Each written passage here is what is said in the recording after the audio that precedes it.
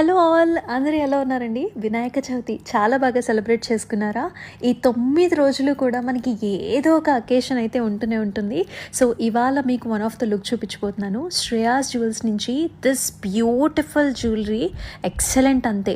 So మనందరికీ కూడా jalebi necklaces అంటే చాలా చాలా ఇష్టం కదా.